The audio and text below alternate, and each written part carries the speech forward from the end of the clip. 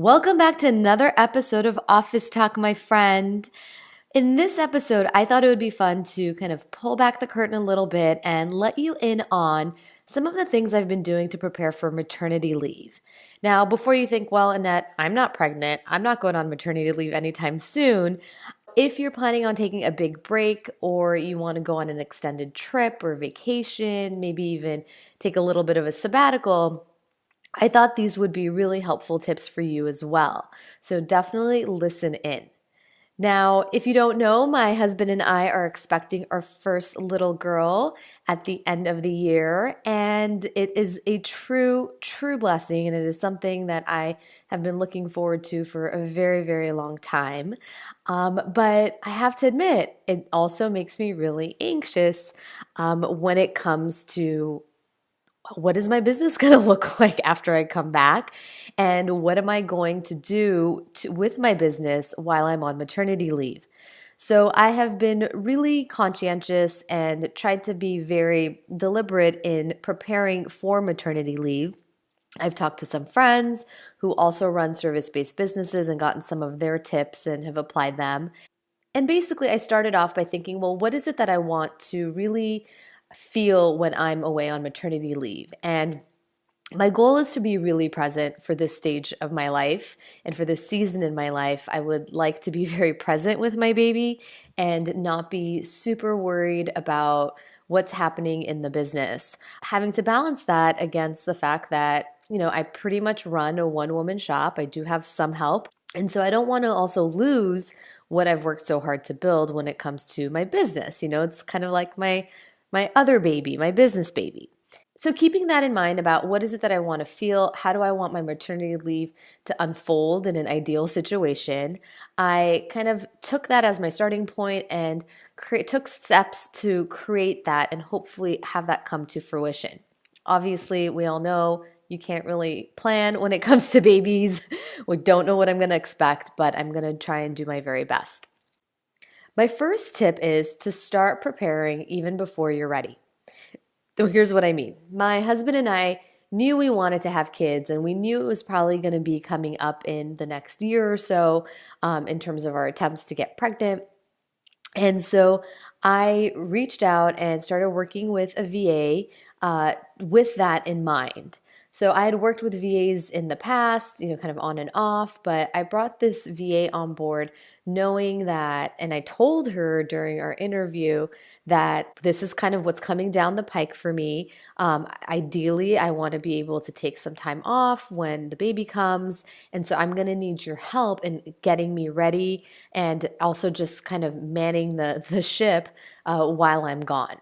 So we have spent a lot of time slowly documenting our processes. I'm pretty organized. I have a lot of it already documented, but there's always things that you as a business owner do that you probably shouldn't be doing that somebody else can do, but you just have never taken the time to create some sort of manual or training or checklist for them to do it, or some sort of communication. So over the last few months, as different tasks have come up, we've been really diligent about creating videos, and then that she then takes and creates step-by-step checklists into what we call our virtual team handbook that has a lot of the step-by-step actions we take for various tasks in our business. I also started delegating certain tasks to her on slowly, where I would give her one area of responsibility. So she is, for example, solely responsible for X. And then I would give her a month or two to really take ownership over it, to really become comfortable with it. If there are questions, if there are things that we hadn't anticipated, to get those things resolved. And then I just handed it to her. So the goal there has been really to get her acclimated with things so that she can handle a bulk of the tasks and the requests that might come in while I'm on maternity leave. So at this point, I would say she is probably well equipped to handle about 90 to 95% of kind of the operations in my business so that I don't have to worry about that. My next tip is to have a communication plan in place with your support team. So let's see how this goes. I've heard babies are really demanding. I've heard I'm not going to get a lot of sleep. I'm going to be super tired. But my VA knows that she has a direct line to me through, the different tools that we use. We use Voxer, we use Asana. So she knows that if she needs to get in touch with me, she can reach me. She also has my phone number, obviously. So if there is anything that is somewhat of an emergency that needs my attention ASAP, I have set that expectation that she can reach out to me and I will do my very best to get back to her as soon as I can. So my goal, let's see what happens, is to carve out a little bit of time each week to check in with my VA, to skim and read my emails, to kind of make sure everything is running smoothly, with the goal being that I can really spend the bulk of my time and my attention caring for myself and for my baby. The next tip is to go through any current projects and contracts and aim to get everything done a few weeks before your due date. So babies apparently have a mind of their own and they can come at any time. And so I think it's been helpful for me to really push back that date of when my actual cutoff is. And so I have set up to-dos and tasks to get certain things done several weeks before the baby's due date because we don't know when she's going to come. And if she comes on my due date or later, great. I can, spend that time doing work or relaxing, but at least I'm not under the gun to get things done up until the very last minute, or have been a situation where she comes early and I haven't finished things. If you are a service provider, you want to let your clients know ASAP about your maternity leave. Give them deadlines to follow in terms of the last day that you will be accepting any new work or the last day you need certain things in by in order to complete the project. So I work mostly on a project by project basis, but I do have clients who come back to me time and again. So several months ago, I reached out to the clients who I work with the most and I let them know, hey, I'm going to be going on maternity leave. The last day for any new work is going to be X date, and here's how long I'm going to be gone. This is when I plan to be back. Just really keeping those lines of communication open. And before I get back or when I get back, also reach back out to them to let them know that, hey, I'm back. If you need anything, I'm available. Obviously, if you have anything that is due contractually, if you have committed to getting something done, make sure to get that done before you go on leave. One of the most stressful things about going on maternity leave when you work for yourself is obviously you don't get a paid, like a, guaranteed paid paycheck every month if you're not doing the work.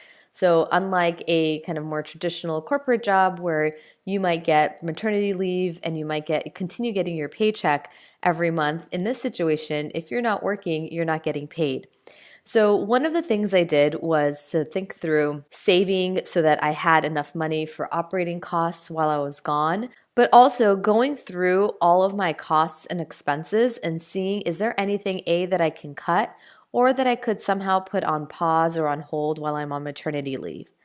I usually do this exercise at least once a year anyway. I keep really good records of what my different expenses are and I reevaluate, particularly with the softwares. I mean, those things add up. And so I will go through and, I know when things are due, when the annual fee is coming due, and we'll reevaluate well in advance. Do I still need this software? Am I going to terminate this contract? Am I going to continue with it or not? But what was unique here was there are certain softwares and memberships that I do use that I do want to continue using, but I don't necessarily need them while I'm on maternity leave. And so I reached out to the account managers, the sales team, and I told them, hey, I'm going to be on maternity leave. Would you be willing to just pause my membership during those 3 months? And I was very surprised that they actually agreed because they didn't have to. Contractually, I was obligated to pay during that period, but they were kind enough to pause that for for 3 months. And so I actually saved a lot of money there. A related tip, if you don't already have it, is to put everything on automation. All of my expenses that for softwares that I will continue to use or for services that I continue to use are automatically charged on my credit card. So I don't have to worry about having to pay invoices and kind of getting the electricity cut off, so to speak.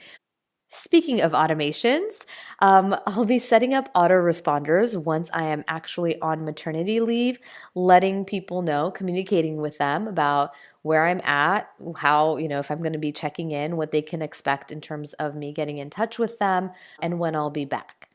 And the next thing that I'm doing to prepare for maternity leave is to create content for you. And this has been, it's probably something I should be doing in my business, but batch creating content because I'm nervous about just falling off the face of the earth and then, all of a sudden reappearing months later, like, hey, I'm here. And so I have been trying to be very diligent about creating content in advance for you that can be scheduled and go out so that we're still staying in touch, that you're still seeing me. I'm still around. I'm just on a little kind of hiatus for a little bit, taking care of a little human being. You can hopefully expect to receive new episodes of the podcast every 2 weeks, new content coming out on Instagram every other day or so, and then hopefully some sneak peeks about just life and motherhood and the new baby. With that said, those were my tips for getting ready for maternity leave or a big break. But I've never done this before, so I would love to hear from you. I would love for you to tell me if you have gone through something similar, what has been something that has worked for you or that you wish you did before you went out on leave. Find me over on Instagram at Annette Stepanian and let me know. Send me a DM, send me a comment because this mama has got to get ready for this baby. And I can't wait to actually do kind of maybe like a post baby update to let you know what it's been like since the baby has come and the transition back into work. I think will be kind of an interesting episode. So, with that said, thank you so much, and I will talk to you next time.